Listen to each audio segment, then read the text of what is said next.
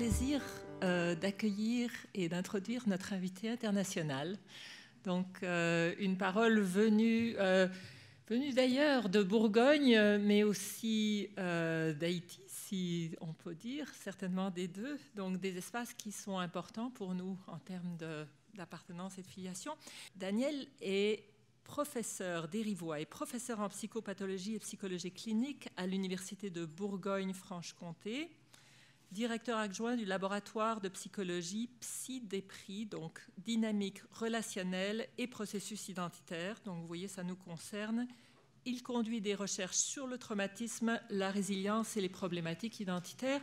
Je voudrais souligner ses travaux dans le cadre du tremblement de terre en Haïti, donc de très très grandes études qu'il a menées en Haïti et qui ont, je pense, été déterminantes au niveau de la compréhension internationale de ces questions-là, de ce qui s'était passé en Haïti, donc un rôle très important, mais aussi ses travaux très cliniques. Daniel est un clinicien sur les mineurs non accompagnés, donc quelqu'un qui est capable de passer de l'épidémiologie à la recherche qualitative avec une attention aux cliniques. Et c'est donc un très grand privilège pour nous d'accueillir Daniel ce matin.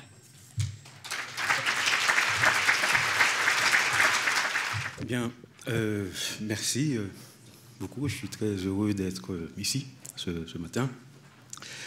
Alors, je remercie le Centre d'expertise sur le bien-être et la santé des réfugiés. Et je remercie aussi Cécile pour cette belle présentation que tu viens de me faire. Et Mélanie Gagnon, Caroline Clavel et toute l'équipe du Sherpa également de cette invitation à participer à ce colloque sur les parcours de résilience. Alors, je dois dire que c'est un thème, vous avez bien fait de choisir ce titre, un titre très dynamique, hein, qui s'inscrit dans les nouvelles énergies, un titre qui s'inscrit du côté de la vie, justement, dans un contexte où tout nous pousse au désespoir. Hein, ça a été dit tout à l'heure. Donc, ça montre que nous ne sommes pas prêts à nous laisser enfermer dans le désespoir et que nous essayons de tout faire pour nous inscrire du côté de la vie. Mais derrière ce titre qui nous incite à aller chercher des énergies disponibles là où elles sont, se cache, hein, vous le savez, un sujet éminemment complexe, un sujet très très grave, qui est la crise migratoire. La crise migratoire dont nous allons voir justement qu'il s'agit au fond d'une crise de soi. Il s'agit au fond d'une crise d'identité. Nous allons voir qu'il s'agit d'une crise d'identité de longue durée qui nous concerne tous, qui ne concerne pas que les migrants, mais qui concerne également les professionnels. Donc, une crise migratoire avec son lot de parcours traumatiques d'enfants, parcours traumatiques de femmes, parcours traumatiques d'hommes qui viennent de partout et pour lesquels nous nous demandons, c'est pour cela que nous sommes ici ce matin, nous nous posons la question de savoir comment les accompagner au mieux dans ce monde d'aujourd'hui. Mais nous verrons que nous ne pouvons pas les accompagner, nous ne pourrons pas les accompagner de manière efficace si nous ne prenons pas le temps de nous comprendre nous-mêmes. Si nous ne prenons pas le temps de nous comprendre nous-mêmes, d'analyser les motifs, les raisons qui nous poussent à vouloir les accompagner. Parce que l'accompagnement dont il s'agit, c'est d'un accompagnement total. Vous avez commencé à le dire tout à l'heure, parce qu'il ne s'agit pas uniquement d'accompagner les migrants, il ne s'agit pas de prendre soin que des migrants, il faut en même temps prendre soin des professionnels, prendre soin des sociétés d'accueil, il faut prendre soin des sociétés d'accueil, prendre soin des États, prendre soin des sociétés de départ, parce qu'il y a les sociétés d'accueil, il y a les sociétés de départ. Au milieu, il y a cette catégorie qu'on appelle les migrants. Donc vous voyez qu'il faudra qu'on s'attache à prendre soin également des États, en somme, prendre soin du monde, de notre monde, ce monde qui est en train de changer, là sous nos yeux, ce monde qui est en train de se transformer. Donc je suis très heureux, justement, d'avoir traversé l'Atlantique pour être là, pour échanger sur cette crise qui nous invite à prendre conscience de notre situation géographique, non choisie au départ, parce que nous sommes tous nés quelque part, on ne l'a pas choisi. Nous sommes amenés à nous déplacer, mais notre lieu de naissance, nous ne l'avons pas choisi. Et ce lieu de naissance que nous n'avons pas choisi, ça a des conséquences sur le vivre ensemble dans nos sociétés. Ça a des conséquences sur le vivre ensemble dans le monde d'aujourd'hui. Nous sommes tous nés quelque part et nous sommes appelés à migrer pour des raisons diverses. Qui n'est pas migrant aujourd'hui? C'est une question qu'on peut se poser, parce qu'on ne va pas uniquement se poser des questions sur les migrants, on va également se poser la question sur nous-mêmes. Si l'on se base sur la définition démographique, en fait, des démographes, et si on se base aussi sur la définition que retiennent les Nations Unies sur le migrant, à savoir toute personne née dans un pays et qui vit dans un autre pays pour une durée égale ou supérieure à 1 an. Donc vous verrez que là, si on se base sur cette définition, on a des milliards de migrants. Donc, il est important de prendre conscience de notre position, situation géographique, mais aussi prendre conscience de notre position géopolitique. Car cette crise, parler de cette crise depuis l'Europe, parler de cette crise depuis le Québec, depuis le Venezuela, depuis l'Argentine, depuis Haïti, depuis l'Afrique ou la Syrie, ne mobilise pas les mêmes affects, ne mobilise pas les mêmes mémoires, ni les mêmes résistances, même s'il s'agit des mêmes processus sous-jacents dans la généalogie de l'homme, les mêmes processus sous-jacents dans la filiation humaine, dans la filiation pan-humaine. Alors, je précise d'emblée tout cela, pourquoi? Parce que tout dépend de son positionnement géographique, géopolitique. Ce phénomène migratoire peut être perçu et vécu de manière très différente. Au Québec, vous êtes confronté à cette question d'une certaine manière. Vous avez un modèle d'intégration qui a ses forces et ses faiblesses, comme tout modèle, un peu partout dans le monde. Le Québec a une histoire. Le Québec a une préhistoire avec l'altérité. Et quand je dis altérité, je pense à l'altérité de l'intérieur, qui constitue le Québec, et je pense aussi à l'altérité de l'extérieur, c'est-à-dire quand il s'agit de recevoir ceux qui viennent. D'ailleurs, ça a été souligné ce matin. En Europe, en France, cette question est cruciale également, mais les enjeux historiques ne sont pas les mêmes. Ce n'est pas la même mémoire ancestrale.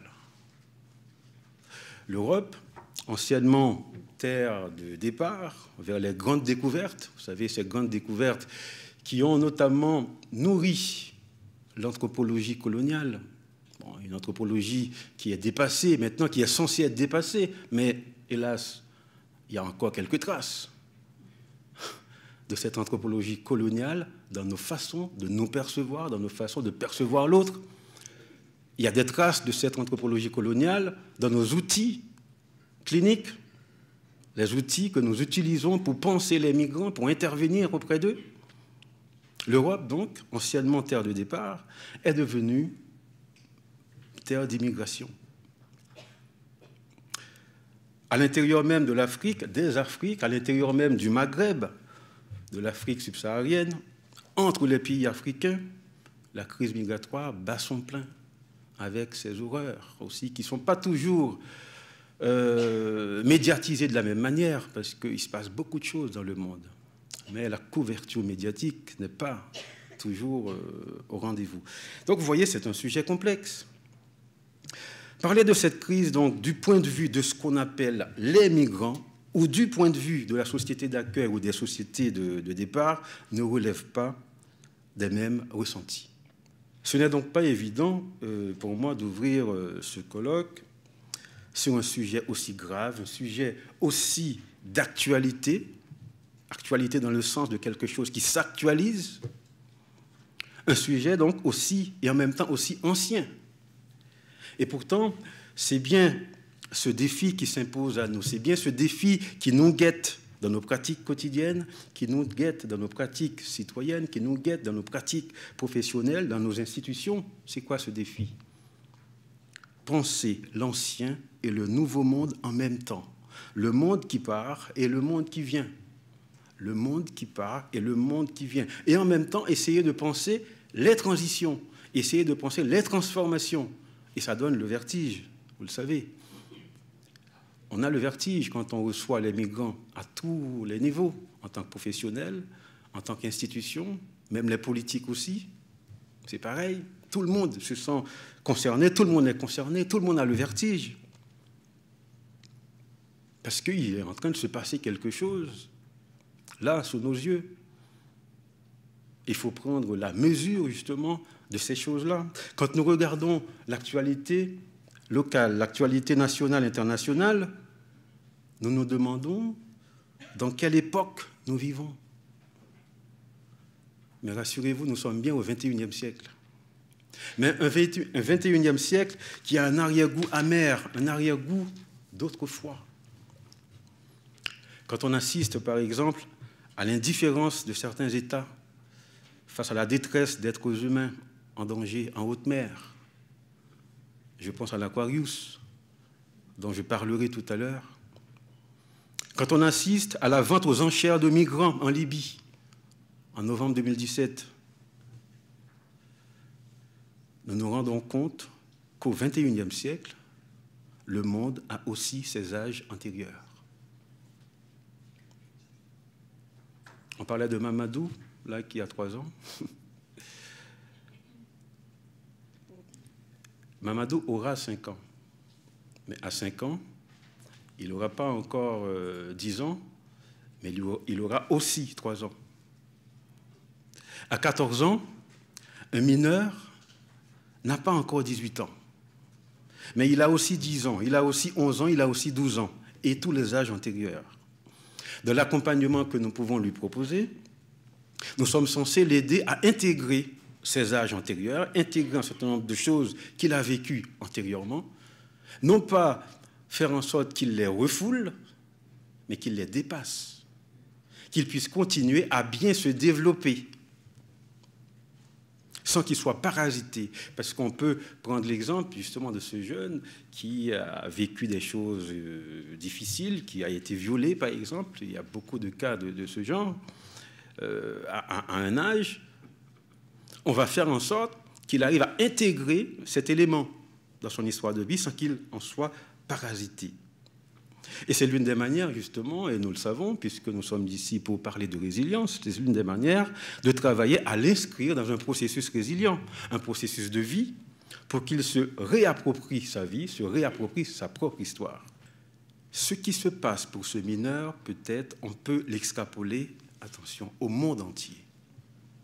C'est là que je vous invite à faire un saut épistémologique nécessaire, à mon avis.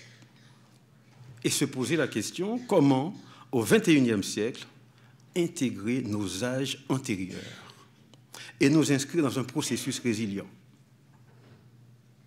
C'est ça la question. Parce que ce que nous sommes en train de vivre au XXIe siècle, avec la crise migratoire, va forcément marquer les prochains siècles. Nous devrons donc prévoir les prochains siècles qui porteront forcément la marque de notre XXIe siècle actuel, avec ses horreurs, mais aussi ses espoirs, mais aussi son réservoir de créativité. Nous sommes donc à un moment où il nous faut intégrer l'espace-temps des sociétés. Il nous faut intégrer le temps long du monde, ce que Braudel, l'historien, appelle le temps long du monde, dans nos analyses, tout en tenant compte des spécificités actuelles des populations accueillies, tout en tenant compte également, tenez-vous bien, de l'état psychologique des sociétés d'accueil et des sociétés de départ. Parce que nous devons prendre en compte à la fois les migrants, cette catégorie qu'on tente à isoler en les appelant les migrants, et les sociétés d'accueil, parce que nous sommes tous dans le même bateau. Alors, la réflexion que je vous propose, là, ce sont des choses qu'on travaille dans le laboratoire PsyDREPI, justement sur les questions identitaires, où je mène des recherches, particulièrement sur les mineurs non accompagnés, dans la protection de l'enfance en France, en Europe. Et vous savez que c'est une patientèle mondialisée, parce qu'ils viennent de partout. Et c'est cette clinique-là qui va donner corps à la réflexion que je vous propose aujourd'hui. Vous savez, ces mineurs non accompagnés, maintenant on les appelle mineurs non accompagnés. Jusqu'en avril 2016, on les appelait des mineurs isolés étrangers. C'est-à-dire, on mettait l'accent sur le côté étranger. Vous savez très bien que la façon dont on nomme les choses, ça influe sur les comportements, les attitudes que nous allons avoir envers ces choses, etc. Donc, des mineurs non accompagnés, sans représentant légal dans le pays d'accueil, et qui, après avoir traversé beaucoup de choses, beaucoup d'événements tragiques, viennent chercher des figures parentales chez les professionnels. Des figures parentales, des figures paternelles, des figures maternelles. Et c'est ce qui va m'amener justement tout à l'heure à parler de nécessité de développer une parentalité mondialisée. C'est-à-dire que comment on va se sentir concerné par ce petit garçon, cette jeune fille justement, qui cherche un papa, une maman dans le regard, dans la psyché de la société d'accueil. Mais sauf que la société d'accueil, ce sont les professionnels qui vont servir d'interface pour traiter cette question. Ces jeunes, quand ils arrivent, ils se posent la question de ce qu'ils représentent pour nous, de ce que nous représentons pour eux.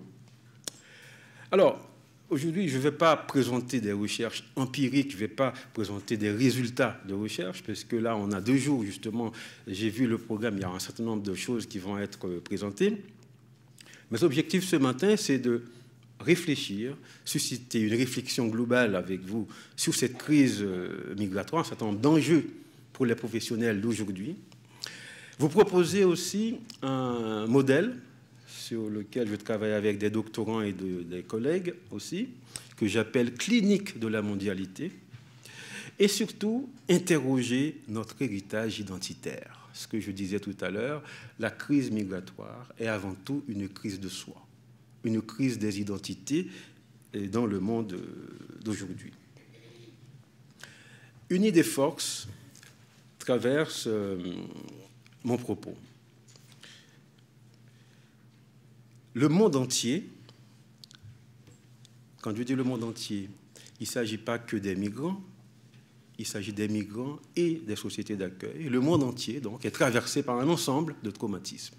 Un ensemble de traumatismes corporels, traumatismes psychiques, traumatismes identitaires. Et dans le même mouvement, il est, malgré lui, inscrit dans un parcours de résilience. Il y a beaucoup d'études empiriques sur le traumatisme et la résilience qui montrent, et Cécile parlait justement d'une recherche que nous avons menée sur le séisme en Haïti, justement, cette recherche montre également qu'un fort taux de résilience ne signifie pas pour autant absence de traumatisme. Il y a beaucoup d'autres recherches qui arrivent à ce résultat-là. Et c'est un réel défi que d'intervenir sur ces 2 problématiques en même temps. Alors que vous savez qu'il y a une certaine conception de la résilience qui incite à penser l'élaboration du traumatisme derrière tout processus de résilience. La question qu'on peut se poser, peut-on être à la fois traumatisé et résilient? Peut-on être à la fois dans un parcours traumatique et dans un parcours de résilience? Alors, individuellement, si on pense à ce qui s'est passé au génocide au Rwanda, puisqu'on va parler d'un certain nombre de choses, on peut être résilient individuellement et être dans un parcours traumatique collectivement et inversement. Parce que les enjeux, justement, l'un des enjeux, pour nous, quand nous recevons ces patients, ces personnes, il y a la dimension collective, il y a la dimension individuelle. La réponse à ces questions est déterminante pour les politiques et les dispositifs d'accompagnement et de prise en charge. Notre monde est traversé, est traumatisé, et en même temps, il est dans un processus de résilience. Maintenant, avec quel outil nous allons tenter de rendre tout cela intelligible? Pour susciter un débat, je vous propose le plan suivant. En introduction, essayer de poser quelques éléments pour penser ce qui nous arrive. Qu'est-ce qui nous arrive? Et puis, je développerai 4 points. J'essaierai de synthétiser ce que j'entends par clinique de la mondialité.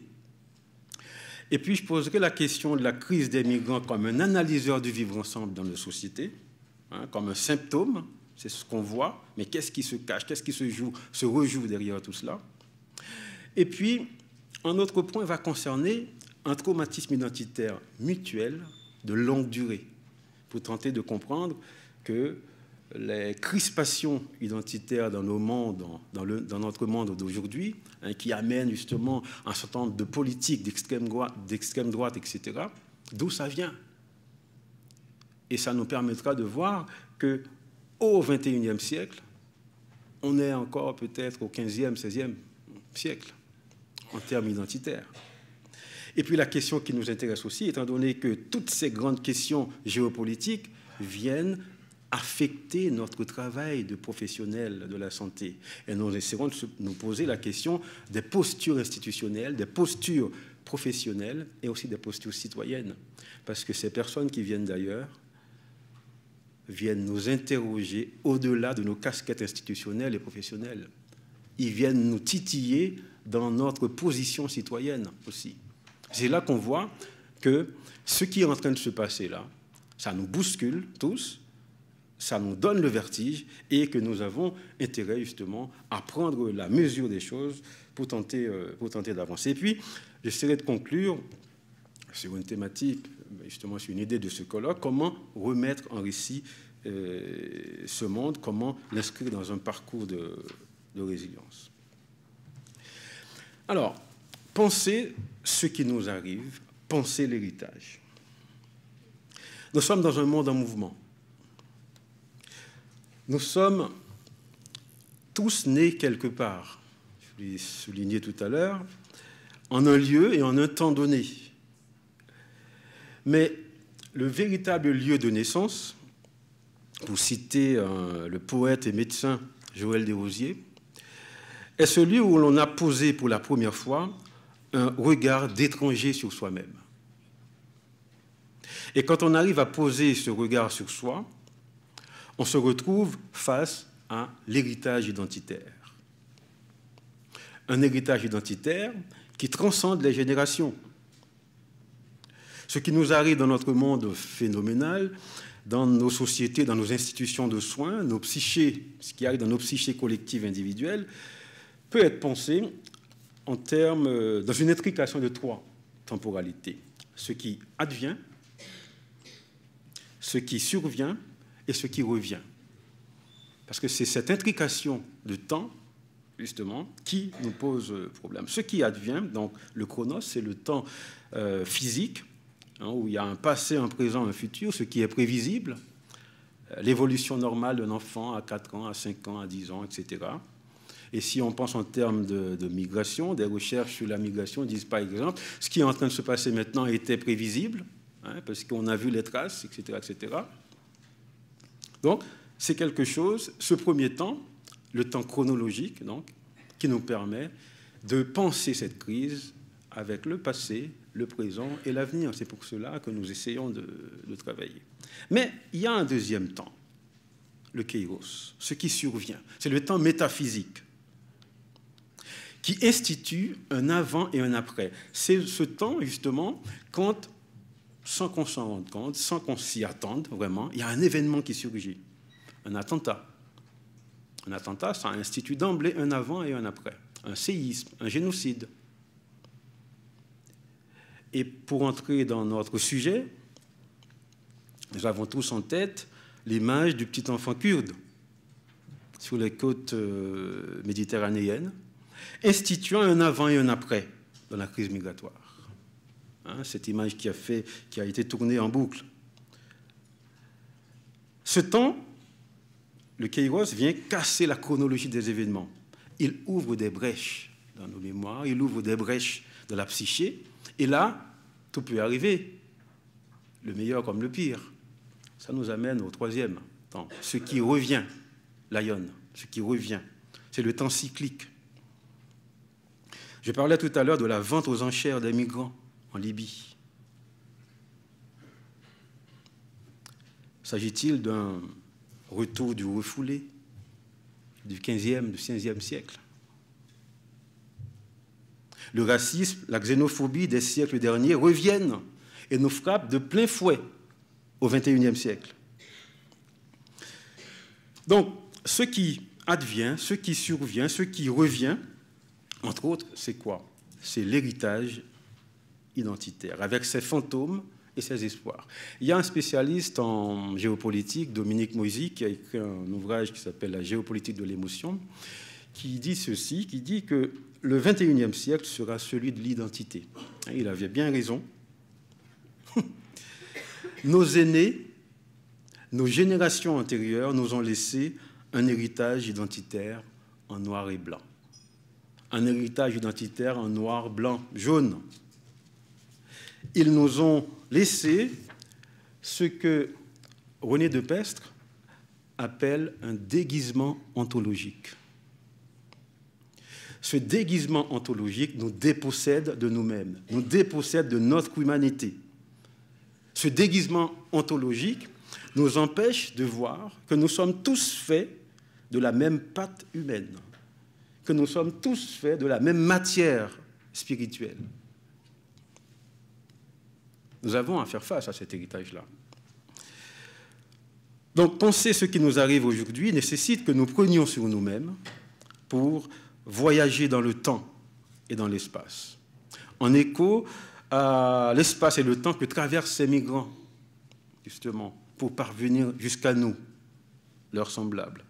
Ces migrants, nous le savons bien, viennent de partout, ils vont partout. Ces migrants, nous le savons aussi, sont en pleine transformation identitaire à l'image du monde. Ces migrants, nous le savons, c'est nous tous. Nous devons donc nous interroger sur ce qui nous amène à les identifier comme migrants dans notre vocabulaire, dans notre fantasmatique, dans notre imaginaire. Parce que ce qui leur arrive, nous arrive. Ce qui nous arrive, leur arrive. Nous avons tous cet héritage-là en partage. Et vous savez, face à un héritage, nous avons plusieurs attitudes. On peut fuir l'héritage, on peut reporter, on peut fermer les yeux, mais on peut aussi choisir de s'en laisser traverser, de se laisser se transformer par cet héritage, même si ça fait mal. Et c'est ça qui s'impose à nous aujourd'hui. Est-ce que nous allons oser faire face à cet héritage-là? Avec quel outil nous allons penser tout cela?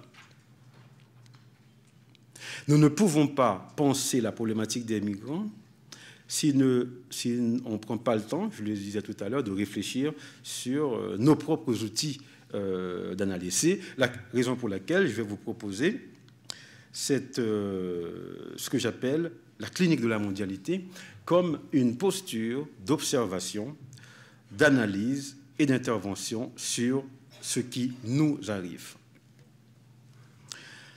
Alors, la clinique de la mondialité est un immense chantier que je ne pourrais pas développer ici en détail. Hein. Donc, si ça vous intéresse, je vous renvoie à cet ouvrage que j'ai publié il y a 1 an. Ce que j'appelle la clinique de la mondialité, c'est premièrement une manière d'écouter.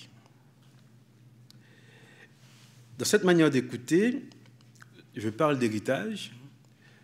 Je parle aussi d'héritage conceptuel, théorique, parce que cette clinique de la mondialité s'inscrit dans le prolongement de la clinique du lien groupal, du lien familial, du lien institutionnel. Vous savez, en psychologie clinique, quand on travaille avec un sujet singulier, on met l'accent sur le sujet. Parfois, le sujet présente un symptôme et il vaut mieux aller chercher du côté de la famille parce que le sujet représente la famille. Le sujet peut représenter tout un groupe, il peut même représenter toute une institution, y compris l'institution qui le prend en charge. Parfois, il vaut mieux mettre la focale, l'accent sur l'environnement familial, l'environnement institutionnel, et ça nous permettra de mieux traiter ce sujet. Donc, le sujet peut être un porte-symptôme, un porte-parole, justement, de la famille, de l'institution, etc. Et ce que je propose avec la clinique de la mondialité, c'est de faire un pas de plus, d'essayer d'écouter, en plus du familial, en plus de l'institutionnel, mais d'écouter le mondial chez un sujet singulier. Un exemple, un mineur non accompagné en France, révolté, il dit « Je suis venu en France récupérer ce que la France a volé à la Côte d'Ivoire. » 16 ans. Et là, mais, tout le monde est désemparé, mais l'éducatrice qui dit moi, je ne suis pas spécialiste de la géopolitique. Qu'est-ce que je fais avec ça, M. de Rivoire? Qu'est-ce que je fais avec ça? Et là, ça nous permet de voir quoi? Comment ce jeune passe par des signifiants macro, des signifiants qui sont disponibles maintenant, pour s'exprimer individuellement, singulièrement, tout en exprimant quelque chose du monde. Et ça, nous sommes habitués avec ça dans la clinique. Quand un sujet présente quelque chose qui le concerne en particulier et qui concerne également toute sa famille. Là, le sujet présente quelque chose qui le concerne en particulier et qui concerne en même temps l'environnement monde. Nous sommes dans cette mutation-là. C'est pour cela qu'il faut développer des outils pour comprendre, pour écouter ce qui se dit. Donc, prolongement de cette clinique-là. C'est également un prolongement de l'ethnopsychiatrie et de la clinique transculturelle, cette clinique de la mondialité. Vous savez, je disais tout à l'heure que nos pratiques sont encore teintées, parfois, hélas, des traces de l'anthropologie coloniale. Vous connaissez tous ce mouvement, l'aventure de ce mouvement ethnopsychiatrique, qui a été lancé notamment par le psychiatre haïtien Louis Marx, Lucas Marx, qui a beaucoup travaillé avec Devreux, justement, qui a développé ce concept en France, en Amérique du Nord également. Vous savez que ce mouvement était pour tenter de dénoncer l'ethnocentrisme de la psychologie et de la psychiatrie occidentale. Et Louis Marx lui-même a écrit un petit article, l'ethnopsychiatrie au service du tiers-monde. Donc, ce n'est pas le lieu ici d'entrer dans le débat, mais je vais juste vous montrer l'héritage conceptuel de cette clinique de la mondialité en se basant là-dessus. Et ça a donné lieu à toute la clinique transculturelle, interculturelle qui met l'accent sur les migrants, etc. Mais ce que je veux avancer avec la clinique de la mondialité, c'est de dire que cette clinique n'est pas qu'une clinique pour migrants, c'est une clinique pour nous tous. Il y a des dérives. Avec toute cette question migratoire, nous voyons comment il y a beaucoup de demandes sur la formation. Il faut comprendre la culture des Maliens, il faut comprendre la culture des Sénégalais, des Syriens, etc. Ça part d'un bon sentiment, mais il y a le risque à chaque fois de tenter de réduire l'autre à ce qu'on pense savoir sur sa culture. Là, il ne s'agit pas de mettre la focale que sur les migrants. Il faut mettre la focale sur nous tous. D'où cette clinique de la mondialité dans laquelle il n'y a ni centre ni périphérie. Nous sommes tous à la fois centre et périphérie. Et là, c'est un saut épistémologique que j'invite justement à faire pour tous les professionnels dans ce contexte mondialisé. Donc, clinique de la mondialité, une manière d'écouter. Deuxième point, c'est une manière de prendre le monde comme objet d'étude. Prendre le monde comme objet d'étude pour la clinique. Et là, ça nous permet d'étudier les processus de mondialisation, les horreurs comme les espoirs, hein, comme ce qui reste de créativité. Pour aller vite, il y a deux mots, en fait, dans l'espace francophone, en tout cas. Il y a deux mots qui sont en débat, c'est la mondialisation et la mondialité. Alors, vous savez, bon, c'est beaucoup plus complexe que ça, la mondialisation. Quand on dit mondialisation, ici, je pense à la mondialisation capitaliste financière. Mais la mondialisation, c'est beaucoup plus vaste que cela. C'est pour cela qu'il y a des auteurs, notamment deux philosophes avec lesquels je travaille beaucoup. En fait, je travaille beaucoup sur leurs travaux, c'est Édouard Glissant et Boao, qui travaillent ce concept de mondialité pour tenter, pour Glissant, de proposer une alternative à la mondialisation capitaliste. Boao nuance un petit peu plus son propos en disant que la mondialité doit accompagner la mondialisation. Il ne faut pas que ça soit dans une logique frontale. Moi, je partage beaucoup son point de vue, à savoir que ce n'est pas dans la confrontation qu'on va résoudre la question, mais c'est dans l'articulation, c'est dans l'accompagnement, parce que, comme je le disais tout à l'heure, nous sommes tous dans des transformations importantes où tout le monde a le vertige. Il faut prendre le temps d'accompagner les choses. Boao dit quelque chose d'assez intéressant. Il dit qu'il y a une discontinuité épistémologique entre mondialisation et mondialité, parce qu'on ne pense pas les savoirs de la même manière, mais il y a une continuité conceptuelle, parce que c'est le même monde que nous pensons, mais différemment. Donc, en prenant le monde pour objet, c'est l'humanité elle-même que nous prenons pour objet. Ce que Fouquet, un économiste dont je parlerai tout à l'heure, appelle une société mondiale. Une société mondiale au-delà des nationalismes, hein, au-delà de ce découpage géographique, justement, qui nous pose question maintenant. Et troisième point, c'est une manière de se penser dans le monde et de penser le monde en soi. La clinique de la mondialité, justement, c'est l'étude de la manière dont on se pense dans ce monde et dont on pense le monde en nous. Comment on pense les identités dans ce monde-là. Il y a une question que vous connaissez souvent, vous connaissez sans doute. Qui suis-je? Si vous posez cette question, vous commencez à répondre à cette question, vous n'êtes pas satisfait. Il y a une deuxième question, c'est où suis-je? Quand on dit où suis-je, on commence déjà à mettre du mouvement. Parce que rien ne me dit que vous êtes là avec moi. Vous pouvez être là physiquement et être ailleurs. Vous voyez, il y a du jeu. Mais il y a deux autres questions sur lesquelles j'attire votre attention. C'est quand suis-je? Quand suis-je? Quand suis-je? Pourquoi?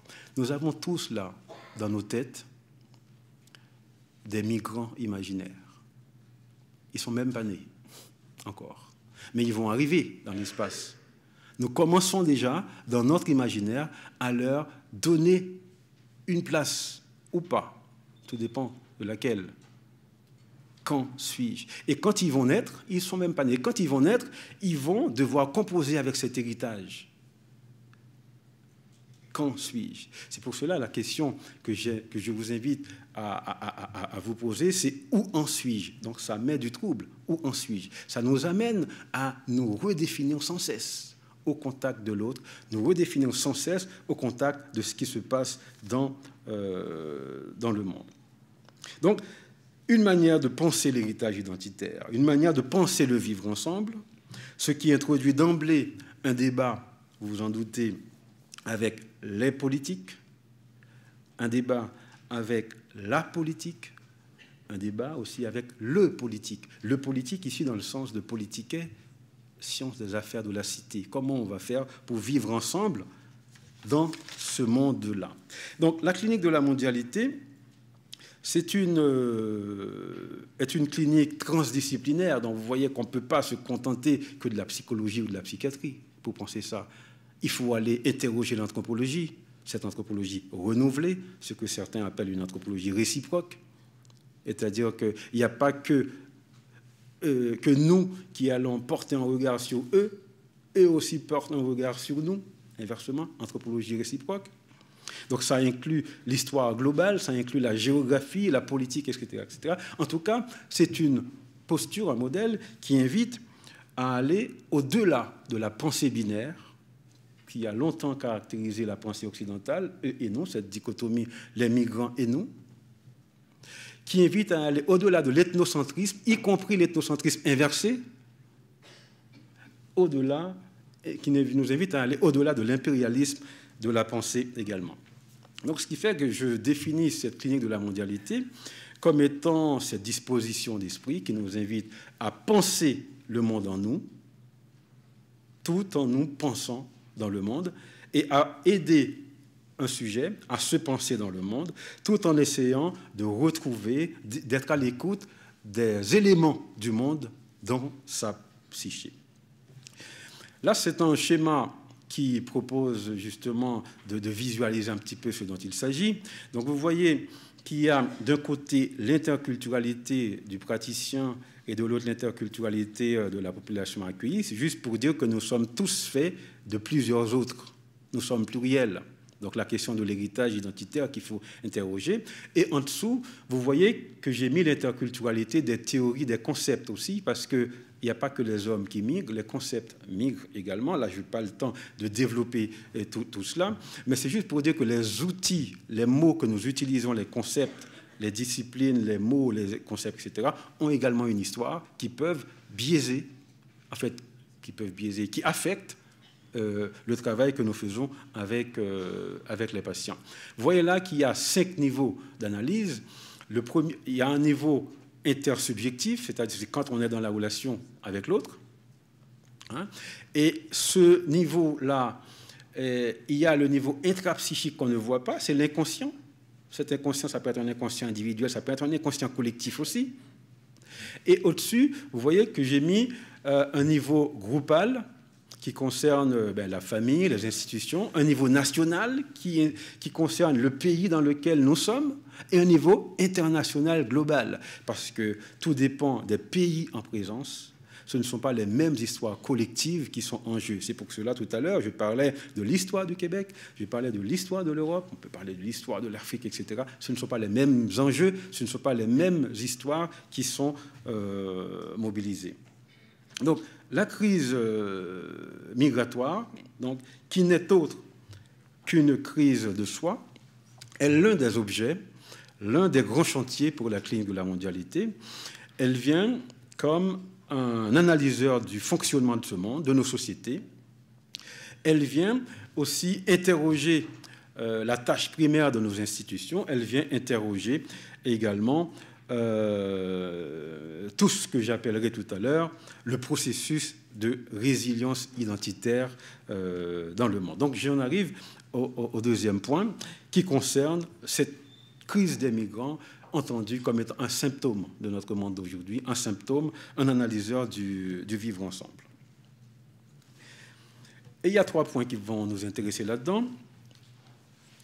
La crise migratoire, donc, est une crise de soi. Je l'ai dit tout à l'heure, nous sommes tous dérangés, affectés par l'arrivée massive des enfants, des hommes, des femmes, dans des conditions difficiles. Nous nous sentons interpellés au niveau individuel, au niveau collectif. Nous ne savons pas quoi faire. Est-ce qu'on leur donne une place chez nous, dans nos cœurs? Est-ce qu'on va sortir militer? Nous sommes tous dérangés, affectés par cela.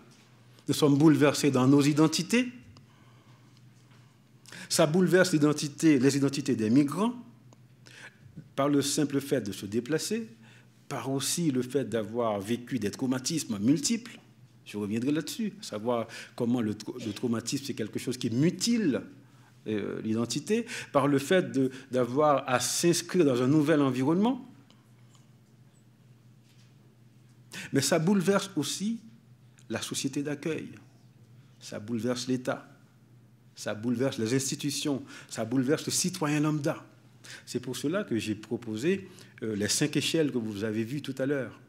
Parce que c'est à tous les niveaux qu'on est secoué. La question qui va se poser, mais c'est qui suis-je pour eux et qui sont-ils pour moi? Est-ce que eux, c'est une autre catégorie d'êtres humains? C'est ça la question qui est posée. Dans notre manière de les penser, dans notre manière de nous penser en train de les penser.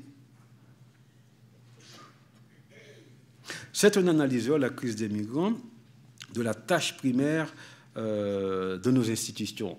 Là, je mets l'accent sur les travaux de René Caès, justement, qui a identifié, qui a travaillé sur cette tâche primaire. La tâche primaire d'une institution, dit-il, c'est ce qui fonde l'institution. Par exemple, la tâche primaire de l'école, c'est d'apprendre à lire, à compter à un enfant, à un élève. La tâche primaire de l'hôpital, c'est de soigner. Eh bien, cette crise migratoire vient bouleverser la tâche primaire. Vous savez, les jeunes mineurs non accompagnés, quand ils arrivent à l'école, il y a les enseignants qui sont là pour leur apprendre le français, les mathématiques, etc. Mais sauf que ces jeunes leur demandent autre chose. Ces jeunes demandent à être acceptés en tant qu'enfants, en tant qu'adolescents. Ils cherchent, je le disais au tout début, une figure parentale. Il y a beaucoup de recherches qui ont montré chez les enfants d'immigrés, justement, ils vont d'abord chercher à savoir s'ils ont une place dans la psyché de l'enseignant avant de se rendre disponibles pour les apprentissages. Et ça, c'est quelque chose qui vient bouleverser les professionnels qui travaillent à l'école. Mais messieurs, moi, je ne suis pas là pour ça. J'ai 40 élèves à m'occuper. Mais lui, il a besoin d'affection, il a besoin d'une écoute particulière. Et je suis embarrassé, je suis embêté par tout ça. Et je vois tout ça dans l'institution de la protection de l'enfance. L'institution de la protection de l'enfance, la tâche primaire, c'est de protéger. Mais ces jeunes-là viennent demander autre chose. Ils bouleversent les pratiques.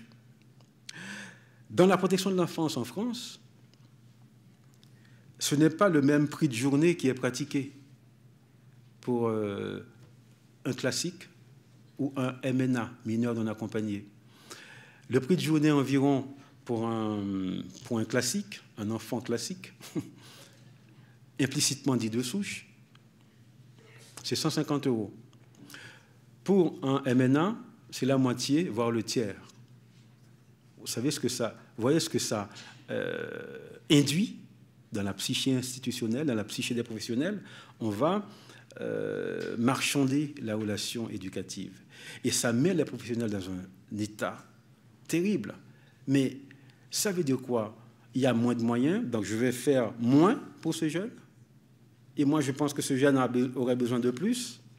Ça va instituer une sorte de marchandisation de la relation éducative. Les éducateurs se demandent s'ils doivent faire plus ou moins pour ces jeunes. Nous entrons là dans une sorte de quantification de la relation humaine. Vous voyez comment, au niveau des institutions, nous sommes pénétrés par une logique capitaliste qui va affecter nos psychés et qui va induire aussi quelque chose sur notre pratique. Donc, cette crise des migrants, c'est une crise du vivre ensemble dans nos sociétés mondialisées, comme je disais. Ces jeunes viennent interroger les professionnels au-delà de leur casquette professionnelle, au-delà de leur casquette institutionnelle. Ils viennent interroger leur posture citoyenne. Ce dont il est question, c'est de la question de l'hospitalité. Cette crise migratoire, c'est une crise de l'hospitalité. On voit comment ça agite toute l'Europe. Crise de vivre ensemble. On voit dans quel état cette crise met nos États. Les États qui tentent par tous les moyens de délimiter leur espace, leurs frontières, tout en étant hantés par le passé, par leur passé. Nous voyons la gestion géopolitique des États face au mouvement démographique. Nous voyons mettre en perspective des menaces identitaires que représenteraient ces migrants dans un contexte d'attentats terroristes. Nous sommes tous traumatisés. Nous sommes tous traumatisés dans nos identités collectives, dans nos identités singulières. Nous sommes traumatisés de tous les côtés. Comment, maintenant, en tant que professionnels, en tant que citoyens, nous positionner face à ce qu'il convient d'appeler un traumatisme identitaire mutuel de longue durée. J'en arrive maintenant au troisième point. Donc vous voyez que les migrants, on a commencé à le dire, ont subi beaucoup de traumatismes corporels, beaucoup de traumatismes psychiques, beaucoup de traumatismes cumulatifs. Donc les différentes interventions de la journée et de demain mettront tout ça en évidence. Je souhaite juste attirer l'attention sur la question des traumatismes identitaires. Le traumatisme corporel, psychique, les massacres, les viols. Donc c'est le lot des migrants, des personnes migrantes. Vous savez, quand elles arrivent avec tout un lot de traumatismes. Parfois, dans l'analyse, quand on écoute, on est affecté dans notre contre-transfert, dans ce que ça fait sur nous.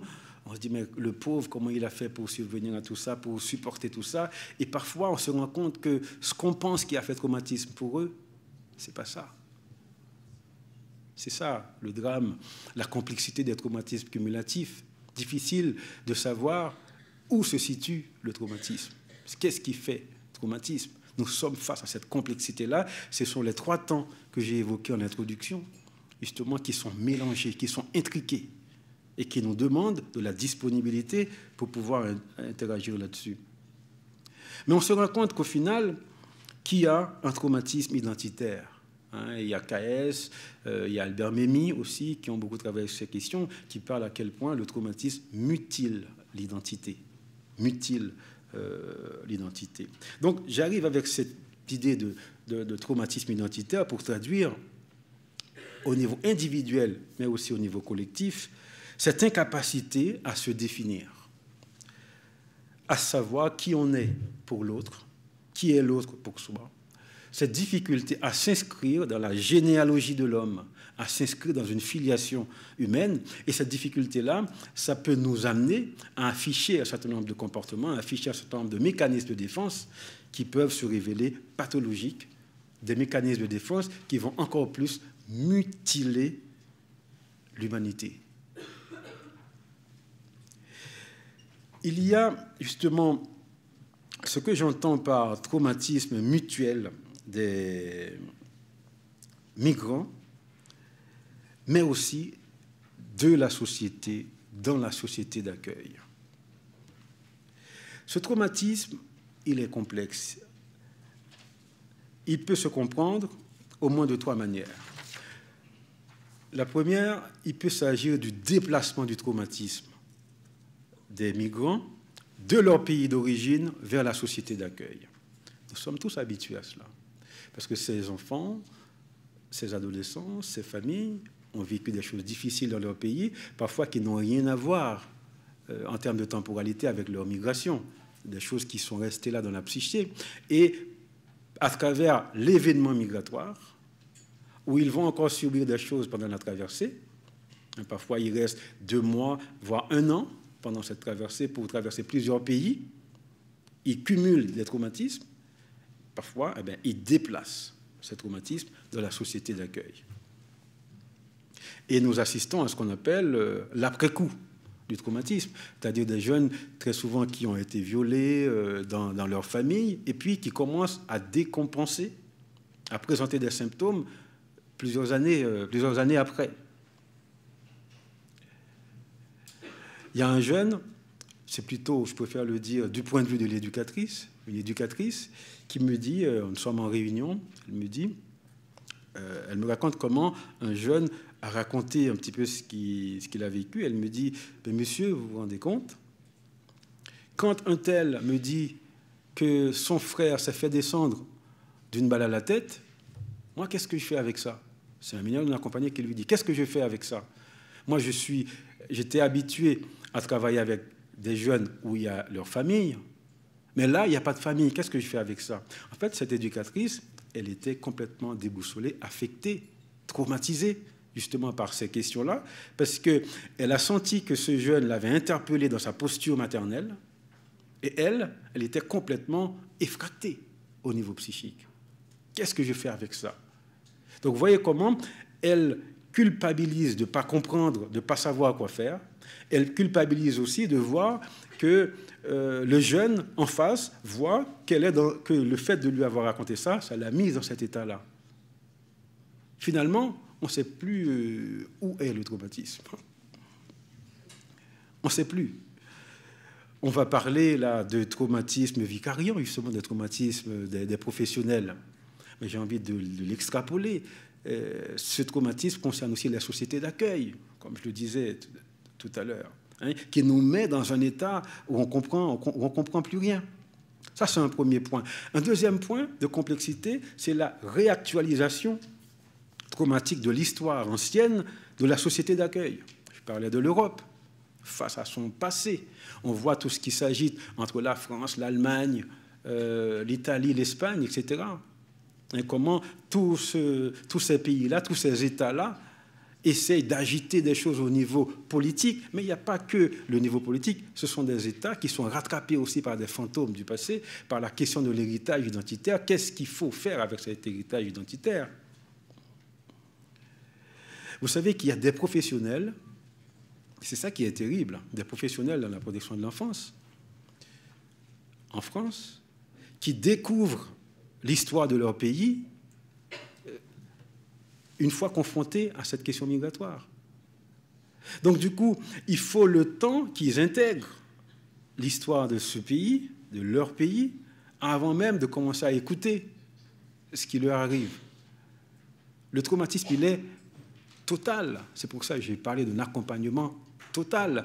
Et ça les amène très souvent à avoir des réflexes, à dire des choses, et après ils se disent « Oh là là, moi, j'ai dit ça. Comment j'ai fait pour dire ça ?» Non, c'est des gens qui ont été traversés, rattrapés par des éléments d'histoire. Ils disent des choses, ils font des choses, ils ne se reconnaissent même plus dans ce qu'ils ont dit, dans ce qu'ils ont fait. Vous voyez, c'est pour ça qu'il faut un accompagnement global. Parce que très souvent, il y a des professionnels qui peuvent avoir des attitudes racistes et qui sont pointés du doigt par d'autres professionnels. Et là, ça part vite, vous le savez, parce que ce sont des sujets sensibles où l'émotion est là. Alors que ce sont des sujets qu'il faut prendre le temps de réfléchir. La personne peut être traversée par des mouvements racistes, ça ne veut pas dire qu'elle est raciste. C'est pour ça qu'il y a besoin du temps, de la disponibilité pour comprendre ce qui est en train de nous traverser et ce que nous sommes en train de traverser également. C'est René Char qui disait, poète, nous avons un testament, nous avons un héritage, mais nous n'avons pas de testament.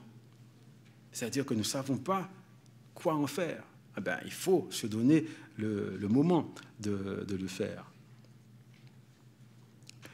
Et on voit dans quel état l'Aquarius a mis l'Europe, qui est rattrapée justement par son passé. Je reviendrai là-dessus tout à l'heure. Le troisième point, c'est, je me base là sur un auteur, c'est Claude Janin, qui parle d'un traumatisme paradoxal, où on ne sait pas, qui parle de collapsus topique, collapsus chronique, hein, donc, où on ne sait pas d'où vient le traumatisme. Est-ce que c'est le traumatisme des migrants ? Est-ce que c'est le traumatisme de la société d'accueil? On ne sait pas. Donc nous sommes tous complètement perdus. Je vous donne ici un exemple de traumatisme identitaire et nous allons voir comment ça met en évidence plusieurs niveaux, plusieurs échelles d'analyse. Ce que j'appelle le syndrome de l'Aquarius dans les psychés individuelles et collectives. Dans une maison d'enfants à caractère social en France, cette maison d'enfants devait recevoir en urgence 4 jeunes mineurs non accompagnés parmi une quarantaine qui venaient d'être expulsés d'un squat. Et une éducatrice de l'équipe éducative de cette MEX a été déléguée par la direction pour aller les chercher. Et quand elle arrive sur les lieux, elle avait la liste des 4 noms qu'elle devait récupérer. Et il y a beaucoup d'autres jeunes qui sont venus vers elle, et moi, les bras tendus. Vous imaginez? Et moi. L'éducatrice, qui est très impliquée dans son travail, elle est affectée par la demande, par ses bras tendus de ces jeunes vulnérables et en détresse. Elle n'ose pas leur dire qu'il n'était pas dans la liste des 4 noms qu'elle avait. Les 4 jeunes sont montés dans le véhicule, mais il y a un 5e qui a pris part également. Elle a été, malgré elle, obligée de lui dire « Toi, tu n'es pas sur la liste, tu descends ». Mais heureusement pour elle et pour lui, ce 5e jeune était sur la liste d'un autre éducateur qui était venu chercher des migrants aussi avec sa camionnette. Quand elle est rentrée sur son lieu de travail, elle éclate en sanglots, l'éducatrice. Elle s'effondre. Elle s'interroge sur ce qu'elle venait de vivre, sur ce qu'elle venait de faire vivre à ces jeunes. Elle s'interroge sur le sens de son travail. Elle s'interroge sur dans quoi elle est embarquée dans la protection de l'enfance. Elle s'interroge sur qui elle est. Est-ce qu'elle est vraiment éducatrice ou elle est quelqu'un qui travaille pour la préfecture? Que s'est-il passé dans la psyché singulière de cette éducatrice? De quoi était-il question dans la mission qui lui a été confiée d'aller chercher ces jeunes? De quoi était-il question? Au moment où se passe cette scène, nous étions en juin 2018, le navire humanitaire l'Aquarius attend depuis 2 semaines en Méditerranée qu'un pays accepte d'accueillir les 630 migrants qui étaient à son bord. L'Aquarius mettait déjà en évidence sur la scène mondiale, la scène internationale, sociétale, médiatique, un symptôme majeur. Ce symptôme, c'est la gestion géopolitique inhumaine qui se passait dans les psychés, de la psyché européenne, psyché italienne, française, allemande, espagnole. Il était question de savoir non seulement de quel pays allait recevoir les migrants, mais combien de migrants allaient être accueillis par chacun de ces pays. 2 jours après la scène, des négociations étaient en cours pour savoir comment et combien de migrants du navire allemand Lifeline allaient pouvoir être accueillis en France. Pendant ces négociations, des enfants, des femmes, des hommes, des secouristes, des humanitaires, des professionnels impliqués, bref, des êtres humains, attendaient et souffraient de manière atroce. Jusqu'à aujourd'hui, là on est en octobre 2018, ceux qui passent à bord, vous suivez l'actualité comme moi, et autour de l'Aquarius, continuent d'agiter les consciences de l'Europe, les consciences du monde entier. À regarder de près, ce qui s'est passé dans la psyché singulière de cette éducatrice résonne avec ce qui se passait en même temps dans la psyché collective mondiale, européenne et française, en termes de capacité, de logique et de volonté d'accueil. Le fonctionnement psychique du monde produit des migrants en détresse. C'est le fonctionnement psychique du monde qui produit des migrants en détresse. L'Europe, menacée dans son identité, négocie pour se les partager. Si je prends le cas des mineurs non accompagnés en France, l'État français les répartit dans les départements au niveau national. Les départements les répartissent au niveau des associations qui travaillent dans le champ de la protection de l'enfance. Ces associations les répartissent au niveau des établissements, les MEX, les maisons d'enfants à caractère social, qui soit les répartissent dans les différents groupes de jeunes, des autres jeunes accueillis dans les établissements, soit créent un autre groupe dit MNA, le groupe mineurs non accompagnés, supplémentaires ou complémentaires à leur effectif. Vous voyez comment se fait le calcul. Dans la psyché singulière de cette éducatrice, il y a 2 visages du monde et du système de la protection de l'enfance qui semblent s'affronter. D'un côté, il y a un visage capitaliste, économique, basé sur le quota. On ne peut pas accueillir toute la misère du monde. Vous connaissez cette fameuse phrase. Dans ce visage, le secours et l'accueil sont chiffrés, quantifiés, monnayés. 4 sur 40. 4 sur 40, c'est à l'éducatrice de faire cette gestion-là, de porter ça dans sa tête.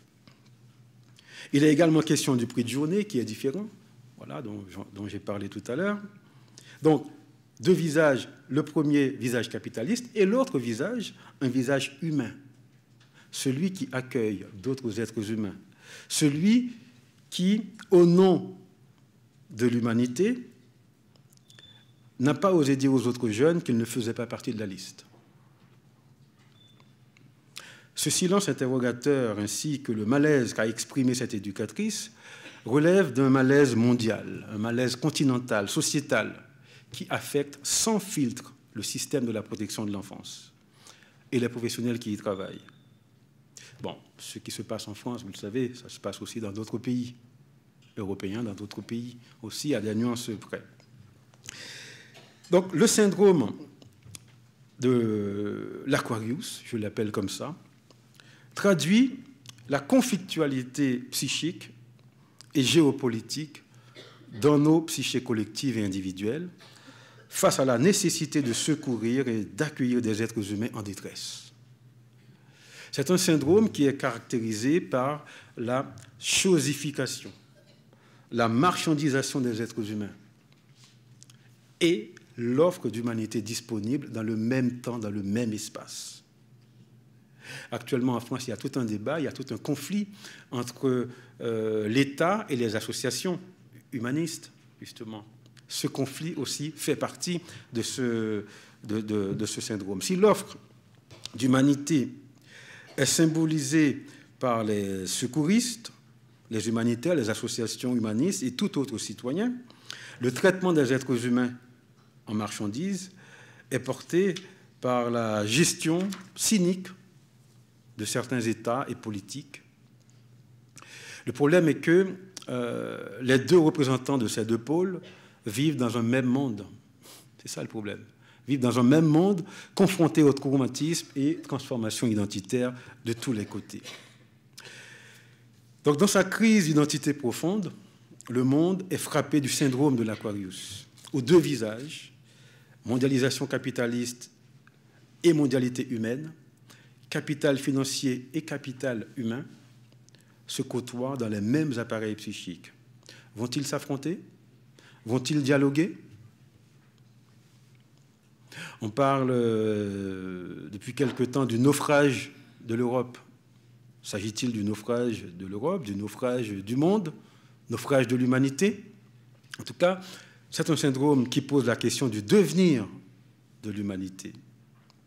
En créant une catégorie, les migrants, dans l'espace politique et médiatique, les États, les médias, les sociétés s'arrangent psychiquement, consciemment ou inconsciemment, pour rendre supportable ce qui est, à l'évidence, insupportable. Cette catégorie de migrants ampute l'humanité d'une partie d'elle-même. C'est pour cela que je parle de ce traumatisme mutuel de longue durée. Alors, face à ce traumatisme identitaire de longue durée, il y a deux grandes tendances, deux grands pôles. D'un côté, il y a 5 minutes. D'un côté, il y a... Je m'y attendais. 5 minutes.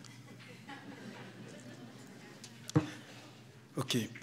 Fais-moi signe quand il reste 1 minute. OK. Comme ça... Bon, je vais y aller plus rapidement. Je suis désolé d'avoir pris plus de temps. Deux grands pôles, donc j'y vais plus vite. Deux grands pôles. Il y a ce que j'appelle le fantasme d'identité résiliente et le processus de résilience identitaire. C'est pour faire face à ce traumatisme identitaire de longue durée. Le fantasme d'identité résiliente, on peut voir des figures dans le nazisme, fascisme, nationalisme, les racismes, etc., les replis identitaires qui affectent notre monde, qui affectent notre façon de faire, qui affectent nos pratiques. Donc c'est un fantasme qui est basé sur l'exclusion, sur l'idée de la pureté de la race. C'est un fantasme justement dans lequel on est à réciter l'héritage identitaire. On récite quelque chose. Je suis blanc, ben je resterai blanc, les descendants, etc. On va continuer à cultiver tout cela. Okay? C'est une identité héritée. Dans le processus de résilience identitaire, on a affaire à une ouverture à soi et à l'autre. Et c'est pour cela que je l'illustre par cette fameuse phrase de Glissant. Je peux changer en échangeant avec l'autre sans me perdre ni me dénaturer. Parce que la nature, c'est la nature humaine.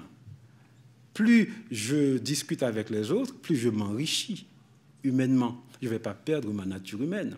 C'est ce saut, justement, qu'il faudrait faire.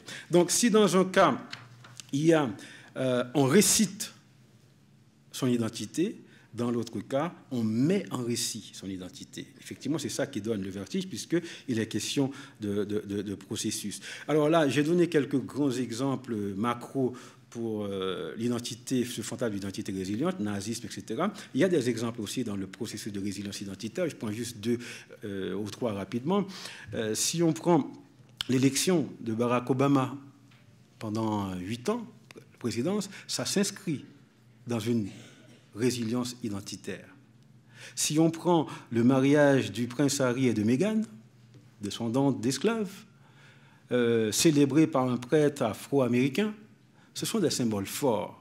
Le monde avance malgré lui dans un processus de résilience. Je pourrais prendre aussi, mais je n'ai pas le temps puisqu'il me reste 4 minutes et demie, je pourrais parler de la Coupe du Monde, la victoire des Bleus, qui a mis la France dans le monde et le monde dans la France. C'est un très bel exemple. En écho avec ce qui s'est passé en 1998, 20 ans plus tôt, la France Black Blamber. Et quelque chose qu'on a oublié, mais inconsciemment, le monde a repris le dessus. On est dans une marche comme ça. Donc, je n'ai pas beaucoup de temps. Entre ces 2 grands pôles, il y a des pôles intermédiaires. Je n'ai pas le temps de les développer, mais je les nomme quand même. Des pôles intermédiaires, parce que nous sommes tous concernés. Tous ces mouvements de négritude, de créolité, d'arabité, de malgachitude et ces autres habitudes, ce sont des tentatives pour résister. Mais sauf que ce sont des mouvements qui tombent dans l'ethnocentrisme inversé. C'est pour cela que maintenant, il faut faire un autre saut, entrer dans le moment mondialité. Je suis désolé de passer rapidement sur ces questions, je ne veux pas le temps de développer, dans le moment mondialité.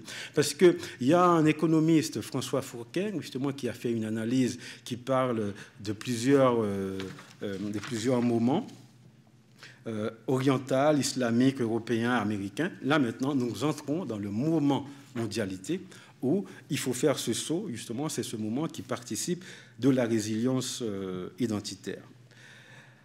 Avec les 3 minutes qui restent, oh là, 1 minute. Bon, je les liste et puis je vais à la conclusion. D'accord? Donc, les postures professionnelles que je voulais commenter, les voici. C'est à dire que là, maintenant, aujourd'hui, nous avons à penser une géohistoire de la rencontre clinique, c'est-à-dire que comment on écoute ce qui vient de loin, dans ce qui se passe dans l'ici et maintenant, comment on peut penser le niveau macro du transfert et du contre-transfert, parce que j'avais prévu de donner l'exemple d'un jeune qui arrive, qui dit « L'Union africaine vous a donné de l'argent pour vous occuper de nous ». Un autre jeune qui a dit au directeur « Vous êtes des voleurs, vous avez volé l'argent de notre pays », pour montrer comment ce n'est pas le directeur qui était visé, mais c'est la France qui était visée. Mais sauf que le directeur va être dans tous ses états. Voilà, donc c'est ça le niveau macro du transfert et du contre-transfert. J'avais aussi l'exemple que j'allais donner sur la nécessité d'être des thérapeutes mondialisés face à cette patientèle mondialisée. C'est-à-dire qu'un jeune, je fais en 3 secondes, qui m'a dit c'est vous, mon père et ma mère maintenant. Après m'avoir raconté un certain nombre de choses, je vais trop vite, là je conclus. Je conclus. Là, on pourrait discuter de tout ça après. Je conclus avec ces 3 points. Le point de François Fourquet qui dit que le monde, malgré lui, a une intelligence humaine collective. Donc le monde s'inscrit dans cette dynamique-là. Et le deuxième point, c'était penser la question des récits migratoires comme récits du monde. C'est-à-dire qu'à chaque fois, les personnes racontent leur histoire, ils participent de tout cela. J'avais prévu justement de montrer la différence entre narrativité traumatique et narrativité résiliente. La narrativité résiliente, c'est quand on accepte de se mettre en récit. Et puis la question de l'après-coup de la résilience, de même qu'il y a un après-coup traumatique et un après-coup de la résilience. Et ce que j'entends par l'après-coup de la résilience, l'après-coup du traumatisme, vous le savez, l'après-coup de la résilience, c'est quand on accepte de refaire le chemin. C'est-à-dire, on va chercher dans nos ressources pour essayer de nous retrouver en tant qu'être humain. Cette humanité que nous avons perdue. C'est pour cela que j'avais prévu de commenter cette phrase de Césaire qui dit « Il y a encore une mer à traverser » ou « une mer à traverser pour que j'invente mes poumons » et pour tenter de faire un lien avec ces migrants qui ont traversé des mers. Et nous autres, métaphoriquement, nous devons accepter de faire face à cet héritage, d'accepter de retraverser des mers, de nous laisser traverser par ces héritages, parce que c'est cela qui va nous mettre sur le chemin de la résilience humaine, nous retrouver en tant qu'humains et revisiter notre histoire globale à tous. Ce chemin nous amènera, je l'espère, à nous rendre compte, à l'instar de Toni Morrison, qu'il n'existe pas d'étrangers, mais qu'il n'existe que des versions de nous-mêmes. Merci de votre attention. Je pas le temps de se développer.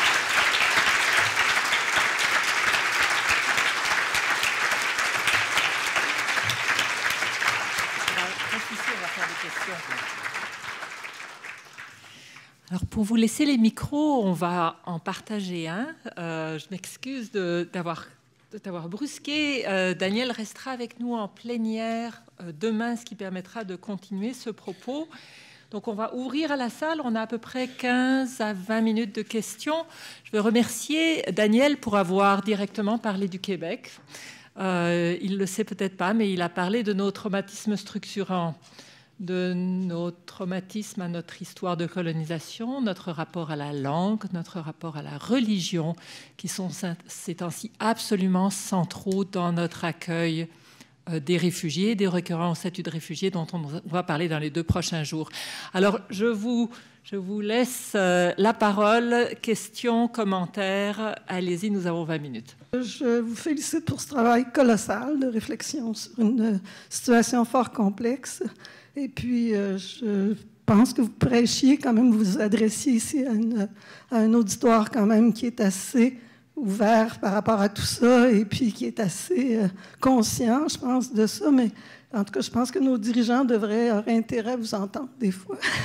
C'est pas une question, c'est seulement un commentaire là-dessus. Je pense qu'il y a beaucoup de matière à réflexion là-dedans, puis il y a plusieurs personnes qui auraient intérêt à vous entendre. Avec peut-être plus de temps encore, parce que c'est un sujet fort complexe qui peut faire l'objet d'une journée complète de réflexion, je pense, en tout cas. Mais bravo pour le travail, puis merci. Moi aussi, je suis complètement enchantée d'avoir entendu ce que j'ai entendu ce matin.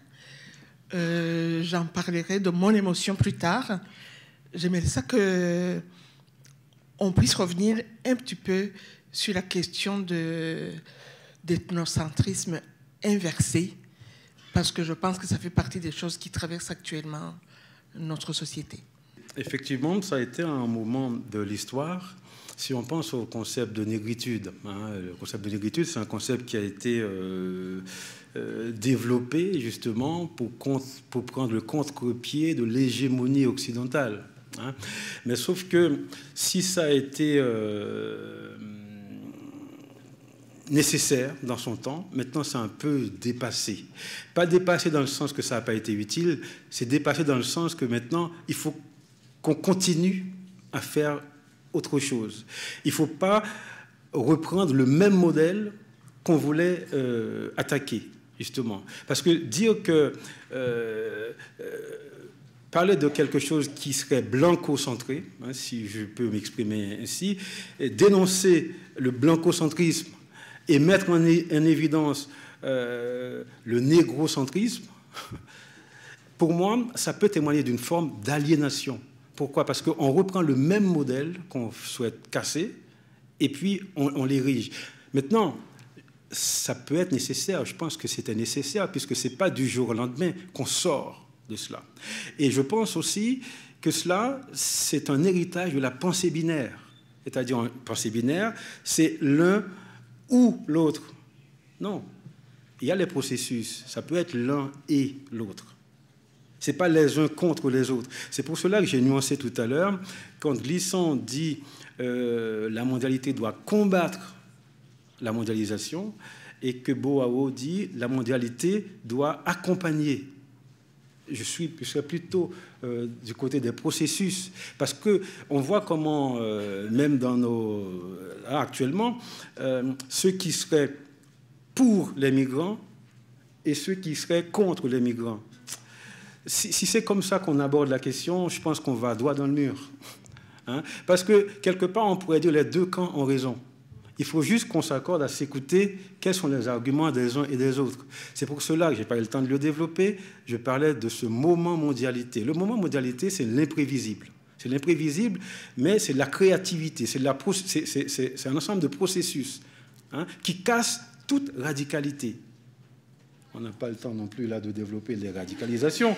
Alors, on revient sur cette question. Bon, c'était juste pour dire que l'ethnocentrisme inversé, c'est la même chose que l'ethnocentrisme. C'est un héritage de la pensée binaire et que nous devons tous ensemble, des deux côtés, faire un saut vers autre chose. La conférence a été fort intéressante et riche. Je voulais simplement vous remercier pour les commentaires au sujet de la résilience du thérapeute. Qu'est-ce qui s'apprend pour s'occuper et accueillir, recevoir ce type de clients. Et justement, dans le titre du colloque, on parle de parcours de résilience. Est-ce que vous aurez des commentaires à poser là-dessus sur les parcours de résilience du point de vue du thérapeute? Pour comprendre la question du parcours de résilience du thérapeute, il faut s'interroger sur le parcours traumatique aussi du thérapeute. Parce que il y a plusieurs choses. Le thérapeute est concerné par le traumatisme du patient. Il peut être concerné aussi par ses propres traumatismes de sa vie personnelle. Bon, ça, nous sommes formés pour ça. Mais il est aussi concerné par le traumatisme de l'institution dans laquelle il travaille, par le traumatisme de la société d'accueil, ce que je n'ai pas eu le temps de bien développer tout à l'heure. Il y a des professionnels qui font face à des éléments de leur histoire, de l'histoire de leur pays, en étant en relation avec un patient. Donc, il faut déjà commencer par penser cela et essayer, dans la même logique, interroger l'héritage pour trouver des ingrédients du parcours de résilience. Par exemple, je n'ai pas le temps de développer non plus le thérapeute comme étant un tuteur potentiel de résilience, puisqu'il est à la fois une figure qui peut être perçue comme une figure paternelle, maternelle, etc., mais il représente aussi la société d'accueil. Comme je dis, l'exemple que je n'ai pas eu le temps de développer, le jeune qui dit « vous êtes des voleurs ». L'Union africaine vous a donné de l'argent. Vous voyez? Donc ça, il faut l'entendre, mais il ne faut pas rester à la face externe des mots. Il faut prendre le temps de déconstruire ce qu'il y a derrière. Parce que ce jeune, s'il vient dire cela, ce n'est pas que pour attaquer l'autre. C'est parce que implicitement, il se dit, je peux peut-être lui faire confiance, je peux m'appuyer dessus. Parce que très souvent, ces jeunes, on les connaît, qui utilisent des mots durs pour d'emblée tenter de savoir, mais est-ce que ça va tenir en face? Est-ce que je vais pouvoir m'appuyer sur ce tuteur de résilience-là? Donc, ils viennent tester la capacité du thérapeute à résister aux attaques. Et là, tout dépend du niveau d'écoute du thérapeute. Il faut écouter dans le sens premier, au premier niveau, c'est-à-dire la face externe des mots. Il faut aussi écouter derrière les mots. D'où vient, qu'est-ce qui l'amène à s'exprimer de cette manière, à s'exprimer en utilisant ces mots-là. Donc le thérapeute est un tuteur potentiel, donc ça restera toujours potentiel, pour que ça devienne vraiment un tuteur de résilience, ça dépend de la personne qui l'investit, mais ça dépend aussi du travail du thérapeute, de la capacité du thérapeute à se réexaminer, aussi se réexaminer sa posture. Je ne sais pas si j'ai répondu à votre question. Merci.